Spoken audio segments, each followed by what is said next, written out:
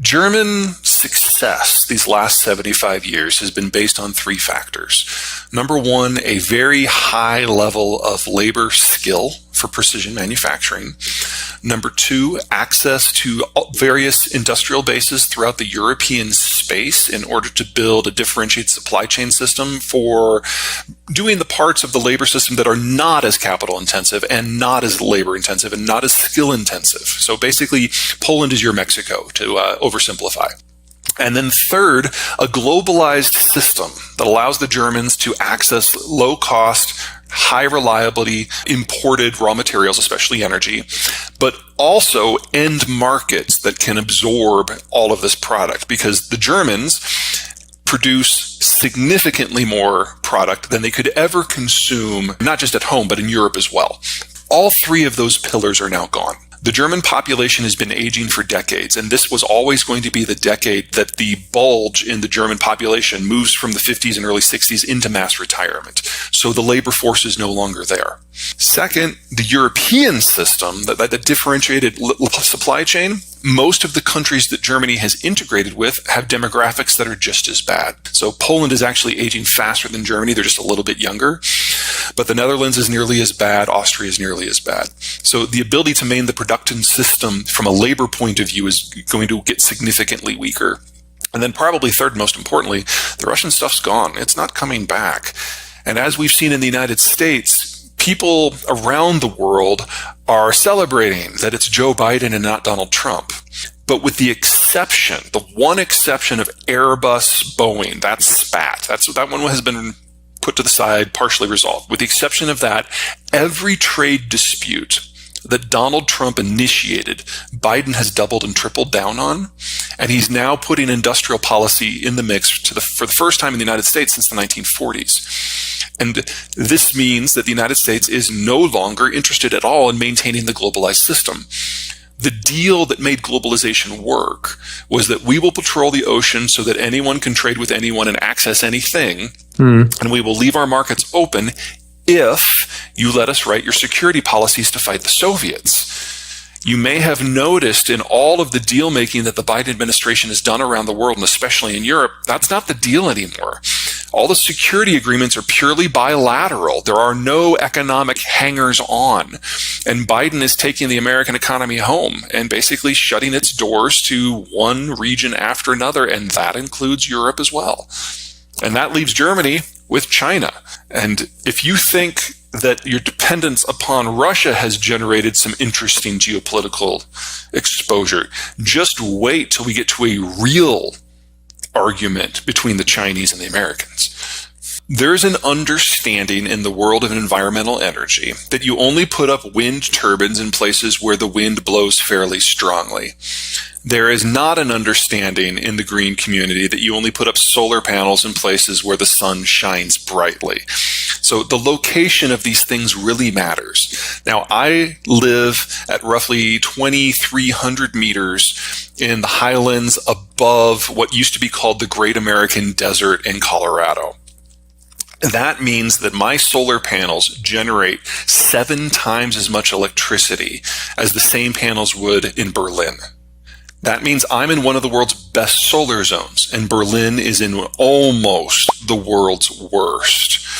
And if you're going to put up 7 times as much paneling in order to generate the same amount of electricity, you have now generated so much carbon by putting up those panels that you will never be able to generate enough electricity to pay down the carbon debt, much less the economic debt.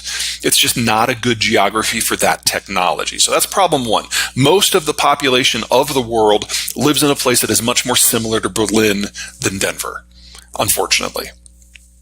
Number two, if we are serious about doing the green transition in its current form with the current technologies that we have, then we need more materials than we currently have, and we have to be able to process them.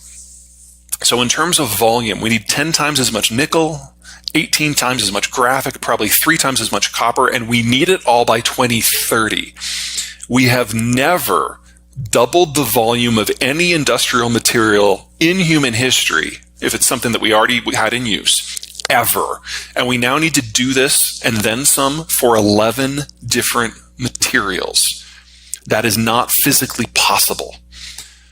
And then there's a processing issue. Right now, it depends, it varies wildly based on the material. Roughly 3/4 of the processing of these 11 different materials is done in either Russia or China.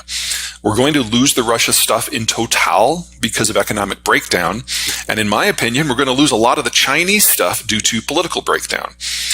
Simply taking silicon, building that processing capacity somewhere outside of China can be done, but it's going to almost triple the price of silicon because the Chinese subsidize everything. So all of our price metrics that we've done are wrong, but the real issue is availability.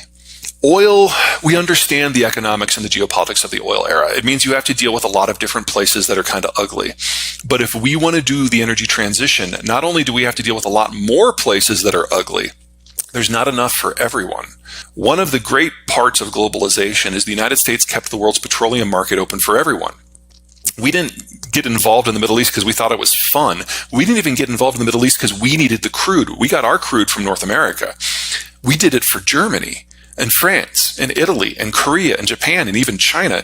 We kept the world's energy flowing because that was part of the globalization deal. There's not enough lithium and copper and the rest to do that on a global basis. So if you're looking at American military interventionism to keep copper and nickel and the rest flowing, it will be to keep it flowing to North America. The green transition in its current form cannot be done on a global basis, but it can be done in North America if the Americans invade about 15 places to keep the stuff going there. And Germany probably needs to take a page from the US state of Wisconsin.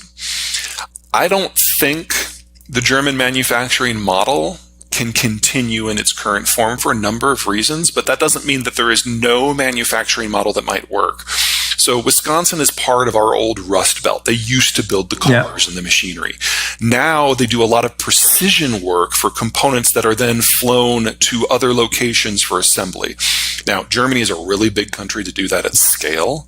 But if we're moving into a world where supply chains for manufacturing break down on a global basis, the need for the difficult to get parts, I'm thinking transmissions here, for example, for automotive, is going to skyrocket.